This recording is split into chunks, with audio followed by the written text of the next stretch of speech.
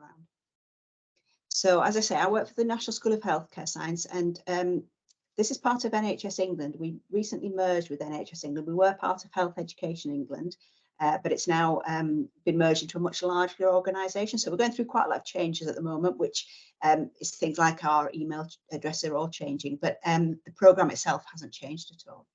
So we work in partnership with universities, with training providers, commissioners and professional bodies to make sure that the training that our healthcare scientists get is quality assured. And we support trainees and training officers throughout all of our programmes.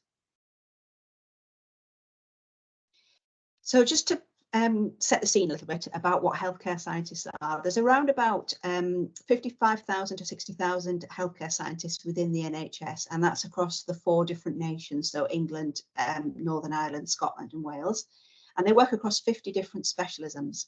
So a real variety of specialisms that we are involved in. And that makes up about 5% of the NHS workforce. Most staff work in the acute sector and more than 90% work in diagnostics. And healthcare science staff are involved in most patient pathways. So they inform more than 80% of all clinical decisions in primary, secondary and tertiary care. They help to prevent, diagnose and treat illness by using their knowledge of science. And particularly during COVID, the area of healthcare science has become much better known. So there was a lot of media coverage during COVID for things like developing vaccines, developing and delivering PCR and other types of testing for the virus. The ventilator challenge, which was where our clinical engineers worked really hard to source and get into use lots of ventilators at a time when there was a massive development and a massive need for that particular piece of equipment.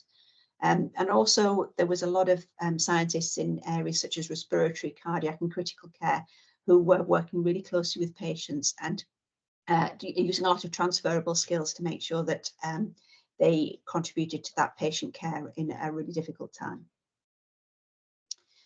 So 3 main themes in healthcare science: life sciences, physiological sciences, and medical physics and clinical engineering. And I'm going to talk a little bit more about those now. If you do want more information on the particular roles, there's a website there that's quite useful to have a look at, which will tell you a little bit about all the different specialisms. So to become a healthcare scientist, you can actually get into the profession through a number of different routes. So there are apprenticeships where this is where full-time employment is combined with classroom learning. And you would need to do an apprenticeship, you would apply to a trust or another area that would give you a role, and they would then allow you time to go to do your classroom learning. They can be done at lots of different levels. So level 2, level 4, level 6 are really big at the moment. So people coming in straight from school can get into healthcare science quite easily that way. There's also a practitioner training programme, which is a 3-year undergraduate training programme. The one I'm going to talk to you about today is the scientist training programme, and this is a 3-year master's level postgraduate training programme, which combines employment. So you are employed in a department for 3 years and you do a postgraduate master's degree part-time at the same time. We also have an echocardiography training programme, which is an 18-month fast-track programme. So you would be employed in a department for 18 months and you would do a postgraduate certificate whilst you were learning. And we have a higher specialist scientist training programme, which is for people who've been working in healthcare science for a long time, but it's a 5-year doctoral level programme that takes them to eligibility to apply for a consultant clinical scientist post. So we have training programmes that span the whole career pathway of your time in healthcare science, and you can often come in at very different levels. So the scientist training programme takes you in at quite a high level. So life sciences, this is one of the 3 major themes that we have, and most people who are working in life sciences are generally laboratory based. So they work in areas that process samples to look at routine and advanced diagnostics. So in this area, you could look to see if a particular type of protein is present in somebody's blood sample. You can also, with the more advanced ones, you can look at whether that protein is actually doing the job it's supposed to do. So the amount of different tests available is massive, and there are a number of different areas within life sciences. So you could work in genomics, you could work in biochemistry, microbiology, histopathology, hematology. So lots of different areas within what we call life sciences that allows you to work there. And clinical scientists come in at quite a high level within that department, and they tend to be reporting the tests and ensuring the quality assurance for that particular type of test. They'll be involved in training, they'll probably be involved in research and service improvement. So during COVID, we had a lot of our biology trainees who were really, really heavily involved. They were developing tests, they were doing a lot of extra work. So COVID came into allowed our healthcare sciences to really come into their own. So they were able to step up to this challenge. They were able to do some fantastic things and learn an awful lot, because the amount of work they were doing and the speed at which they were doing things was really quite high during that period. These are all the different specialisms that you can do within life sciences. So things like andrology, embryology, they form part of reproductive science, so that you can, if that's your interest, you can understand how these areas work. As I mentioned before, this biochemistry, immunology, microbiology, quite a lot of areas there. There is also a number of different areas within genomics. So you can do bioinformatics in genomics, you can do cancer genomics, you can do genomics itself, you can do genomics counselling, and I'll talk a little bit more about that in a little while. Medical physics is another area that you might want to work in. So healthcare scientists who work in this area will have some direct patient contact, but they'll also work a huge amount of time behind the scenes.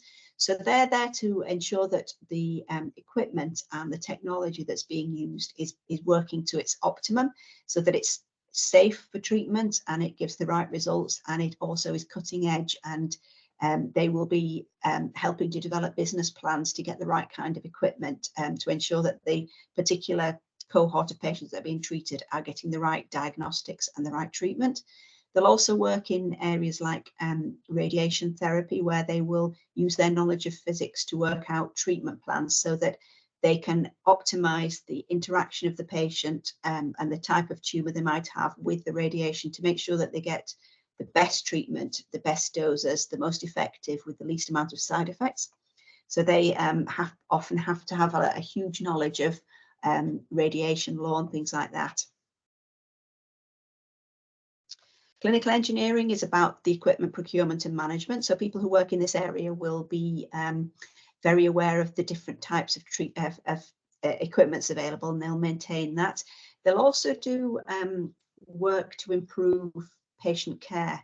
So this is an example of some work that engineers did with nurses. So pressure sores are nasty. They're very uncomfortable for patients, and they develop because patients are sitting or lying in the same position for a long time, and they have pressure on a bit of the skin, and that causes the skin to break down and creates pressure sores. And it costs a lot of money to the NHS to treat these. So it's horrible for the patient, but it's also very costly. So there was a target introduced to try and make sure that the amount of pressure ulcers that was being developed was reduced. So clinical engineers worked with nurses, and they created pressure mapping equipment so that patients could lie on a particular piece of equipment, and it would map how they lay and where the particular areas of pressure were. That then gets turned into a rationale for the nurses to understand better how to position the patients and what new pieces of equipment can be created to give better support to the patient. So there's a lot of multidisciplinary work with healthcare scientists in other areas within hospitals. Clinical informatics is about computing being connected to biology and medicine. So there's a few different areas in clinical informatics, but the overarching thing with these is that it's people who are creating programs and running those programs and working out how to look at big data. So they're looking at some of the huge amounts of information that is created in the NHS every day, and they might be looking at a patient's genome, which is a huge amount of information, or they might be looking at a lot of patients with the same disease, and they might look at what treatment they've got and whether it was effective. Lots of different areas they can work in this. It's a massively expanding area, but it's about that computing knowledge that they can bring to it. So in the physical sciences, there are a few quite varying areas. So there are things like clinical engineering. There are different areas of medical physics itself. So you can, in medical physics, you can join the program and do an undifferentiated pathway in the first year, and then choose which of the 4 different areas you want to go into the second year and the third year. You could work in pharmaceutical sciences, and that's about where nuclear medicine uses tracers, radioactive tracers on patients to find out what's happening in their body. They might inject a tracer into the patient and then follow it using technology. And the pharmaceutical sciences are involved in the manufacture of that radioactive tracer, and that involves aseptic techniques and making sure that the quality is right, making sure it's safe and that kind of thing. So they're very experienced in that area. Reconstructive science is more about perhaps prosthetics. So people who work in this area might be creating false eyes, and they will work with patients to make sure that they're the right size, the right colour, they have the right feel for the patient, so that they can work quite well with patients to make sure that the patient gets the right treatment when they've got problems like that. Physiological science is much more patient focused than the other areas. So most healthcare scientists work in this area will be working directly with patients to diagnose, monitor and treat illnesses. So within audiology, this will include both hearing and balance disorders. And audiologists are very much therapists in this area as well. They see the patient all the way through the pathway from diagnosing them to treating them and then monitoring how well they're responding to that treatment. This is my background. So this is cardiac science, and it's in particular it's echo. This is one of 2 routes you can go through in the cardiac sciences one. The other one is cardiac rhythm management. But this is what I do when I'm working clinically. I put a probe on a patient's chest and I can see what's happening inside. And I still, after 30 years, find this absolutely fascinating. I can literally see what's going on inside them. And I think that's amazing. But it's a really interesting area to work in, because you actually get to work with patients very closely. So you have a really good interaction with them, and it can be a very rewarding specialism to be working in. Again, technology is advancing all the time, and the information and the treatments are continually being improved, and cardiac scientists who work in this area are increasingly leading different areas within it and advancing those services rapidly. This is another area. So this was another big area that grew a lot during COVID. So respiratory and sleep science. This is an example of a CPAP machine. So this is continuous positive airways pressure ventilation. And this is where a machine will keep a patient's airway open by blowing positive airways pressure into it. So this has traditionally been used to treat sleep apnea, where patients fall asleep and their airways close down and they don't get enough oxygen, and then they wake up and they get really poor sleep. This was a really good treatment for a lot of patients with COVID. It was much easier treatment for them to tolerate than going on a traditional ventilator. So it was really quite important that a lot of patients got this and they had a really good outcome from it. As we have come out of COVID, there's been a big advancement in what are known as community diagnostic centres. So this is a way that the NHS is trying to bring treatment closer to the patient and take it away from the big trusts, so that the routine and urgent care can be separated a little bit, to try and make sure that the waiting lists can be addressed. And particularly in cardiac and respiratory, a lot of community diagnostic centres are being set up that will offer testing and diagnostics in the community.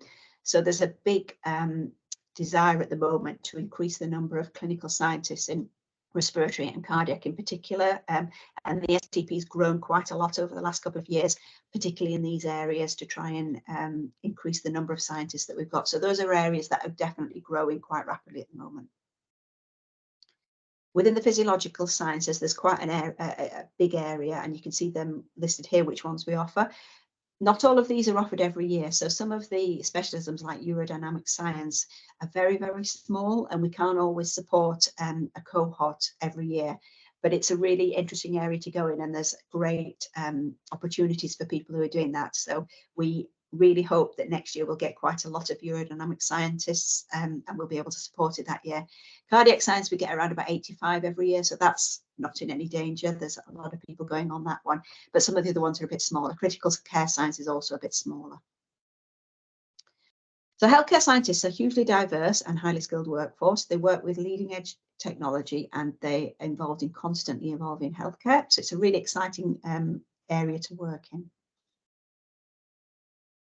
This is something that I always think about the NHS. The NHS is enormous. It's the single biggest integrated healthcare system in the world. So with all those people working in that, we're creating a huge amount of data, research, innovation, and we have the opportunity and capability to transform the way we deliver healthcare to make sure that our patients get the best treatment possible. So it's a really interesting area to work in, and it's really somewhere that you can make a big difference. This is an example of how healthcare has changed over the last 20 years or so. So most of you probably don't even recognize the phones on the left-hand side of this screen, but when mobile phones first came in, they were huge. They were only phones. You could only make and receive calls on them, and you had to be close to the power source, and you had to be close to the network to do it. So they were difficult. They were not as useful as they are now. Over the 40 years or so that they've been around, they've really, really changed. And nowadays we all have a little computer. Everybody has one. We expect to be able to use that computer in our pocket at any time. We expect Wi-Fi to be there, and you can use it for so much more than just making phone calls. It's, you know, it's a huge development, and it's been made possible by the improvements in technology. Genomics is the same. So genomics is about analysing the whole of your DNA to find out everything about your genome. So the genome will tell your body what to do, and it will, if there are bits of it that are wrong, it will result in illness. And if we can understand that genome, we can understand the illness a lot better. And when the genome was first sequenced, it was in about 2001. It cost an absolute fortune. The equipment needed to do it was massive. It took up a whole room, and it took a whole team of people over a number of weeks to be able to do that. Nowadays, that can be done much, much more cheaply, very, very quickly, with much less equipment. And it's now feasible to test the genome of particular patients so that we can find out a lot more information about them. In genomics, you can work in a number of different areas. You could be a genomic scientist, and these are the people who work in the labs that prepare and undertake the genomic testing, and that could be looking for things like cancer, infection, inherited diseases, etc. There are bioinformaticians, and they will process those results to make sure that we've got some meaning to them. And there are also genomic counsellors, and these are people who work very closely with patients, and they will talk to them before they go through genomic screening to make sure they understand the implications of that information, and they will support them in making health decisions before they have that test, and to understand it and make the decisions afterwards. Oops, sorry, don't quite know what I did there. This is an example of where genomic diagnosis is really important. So all these 5 babies on here have what appear to be similar symptoms. They all had symptoms of insulin problems. So the symptoms they all had were the same, but when their genome was analysed, it was understood that they all had different underlying problems. So different genes were faulty in all of these babies, which meant that if they were given the right treatment for that particular disease, they would have a much better outcome than merely treating the symptoms, which is what would have been possible 40 years ago. So some of these babies needed transplants, some of them had supplements, another one had an inhibitor. So they all had very different treatments, and this gives them a much better long-term outcome than treating the symptoms if you can actually treat the disease itself.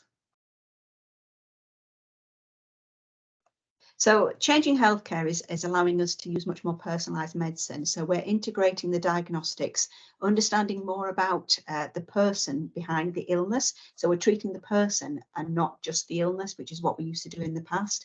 And that means that by understanding all that together and giving people personalised treatment, they will have a much better outcome. So the STP, finally coming on to that one, this is a full-time 3-year programme and it's commissioned by NHS England. So if you get onto the programme, you will be employed in a department for 3 years, a fixed-term contract to get your work-based training. So in that department, you will have practical training and you'll have assessments and you'll have a contract of employment with that employer. At the same time, you will go to a university to do a part-time master's. This will give you the underpinning scientific knowledge to do those tests and to understand what you're doing with those tests when you go back into your workplace. And all the different specialisms have a slightly different way of going to university. So some of them will do a day release for a year, others will do blocks. Some of that might be front loaded and all done at the beginning. Some of it might happen a few times over the year that you're going to university, but you'll get the training and the assessment and the exams to get your master's whilst you're putting that into practice in the department. The salary and the university fees are funded by NHS England. The programme is very competitive. We have around about 500 places available every year and we get about 7,000 applicants. So it can be quite tough to get in. So you do need to understand what you're doing and understand how to make your application stand out. There are 2 different routes, direct entry and in-service. In-service is for people who are already working in a department. Direct entry is open to people who are fresh out of university or working in another area. And all the direct entry posts get listed on the website so you can see what's available every year. The aims of the STP are to take you to statutory professional registration. And this is a quality badge to show that you've done the right training, that you've got the right skills, knowledge, behaviours that are needed to work safely with the public. We expect our trainees to be contributing to world-class performance in clinical science. And we do that by giving the acquisition of an appropriate level of underpinning scientific knowledge. Trainees will become competent in undertaking complex scientific and clinical roles, defining and choosing investigative and clinical options. They'll make key judgments about complex facts and clinical situations within a quality assurance framework, and many trainees will work directly with patients. Not just the ones who are working directly with patients, but all of our trainees will have a positive impact on patient care and outcomes. You might not be seeing a patient face-to-face, but everybody who's on the programme has something to do with their pathway.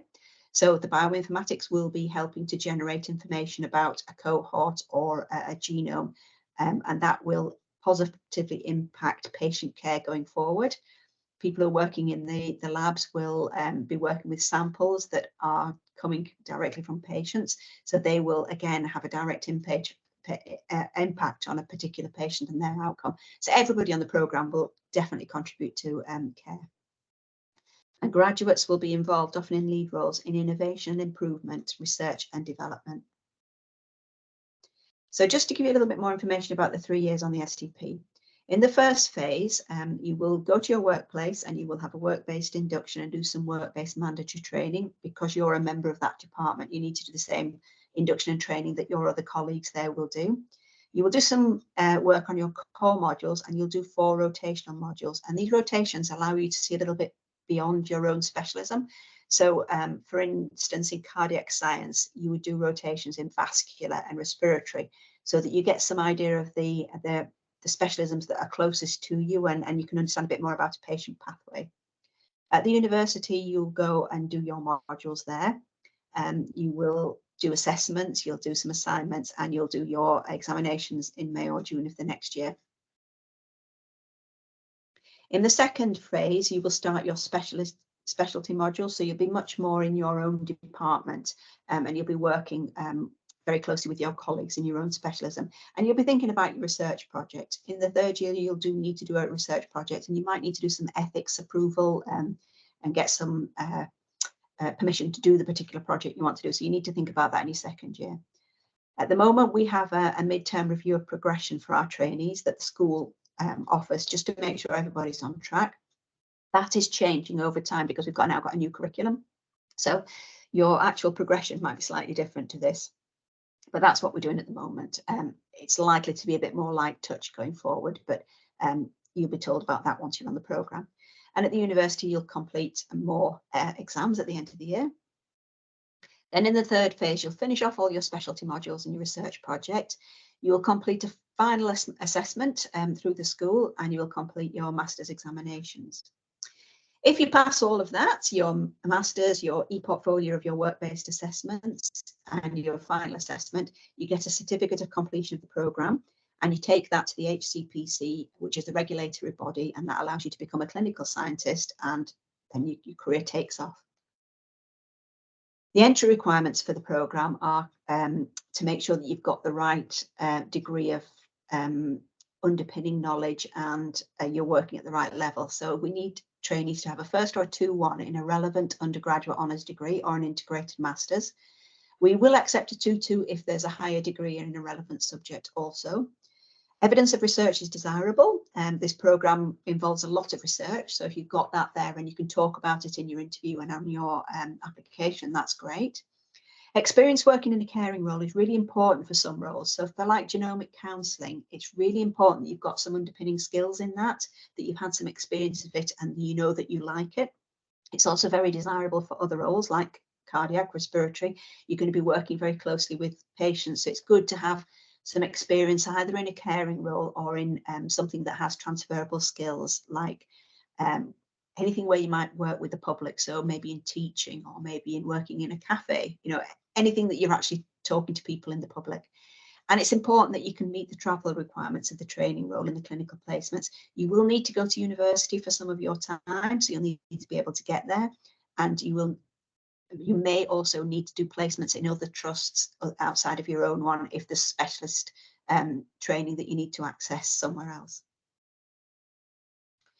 Every year we put an STP person specification on the website. So this is just an example. It's not up to date, but there will be one every year. But you can look at the old ones because they don't change that much. But it tells you a little bit about the kind of person that is being looked for in this programme. Some of the tips that we have about successful candidates are how I would see somebody who would be successful on this programme. They need to understand the role of a healthcare scientist. So don't come in and just send in an application that you're sending for every different job that you're applying for. Think about actually what does a healthcare scientist do? See if you can find out more information about it, and make sure that when you do your application, you're saying how you would fit into a department, what skills are you going to bring, what do you hope to learn, where do you see your future. We want somebody who's enthusiastic and patient-centred, academically motivated and interested in research. And here are some things on the right that can be helpful. So think about your transferable skills. Think about if you can gain any experience before you apply. Make sure that you understand the NHS long-term plan, the NHS constitution and the people plan. And if you can, try and attend an open day. These will be advertised on our website, but there's lots of them held across the country, and they'll give you really good insight into it. Podcasts and journals are also really good ways to find out a bit more information about healthcare science, and a lot of the professional bodies will have a website. So if you want to go into a particular area, find out who the professional body is and see if you can get some information that way. So this is just a little bit of information now from exit surveys in the past. It's a 2019 survey because that's the only graphics I had handy, but it hasn't really changed. Our latest one said very similar results. So we ask all of our trainees coming off the programme to fill in an exit survey, and we get a reasonable response rate, and that's fairly well balanced between the different themes. This is just a breakdown of who filled it in this particular year. The experience of the programme, we asked people if they were pleased they took part in the training programme, and 92% agreed. So that was a really good example of people enjoying it. They've given us some comments. There were lots of ones that they thought, bits that they thought were great. We also asked them for things that they felt could be improved. So we've got a lot of information on that as well. And we do try each year to act on those bits of feedback. And then we asked them their career destination. So this is the career destination of a job that they've got when they graduate. So this is people exactly as they graduate. It's not 6 weeks down the line. It's people who've got a job to go into once they graduate. So 70% of them have a job as a clinical scientist inside the NHS. And then there's another big chunk of people who've got a job as a healthcare scientist, but not necessarily called a clinical scientist. So the vast majority of our trainees are actually in the career they want to be on day one once they graduate, which is really great. And this is our website. So there's a lot more information on here. If you go into here and look at the STP and then look at the information for applicants, there's a lot of information and lots of links as well to understand a little bit more about it. So that's a really good thing to go and have a look at straight away. Thank you, Jane. That's really helpful. And it just comes across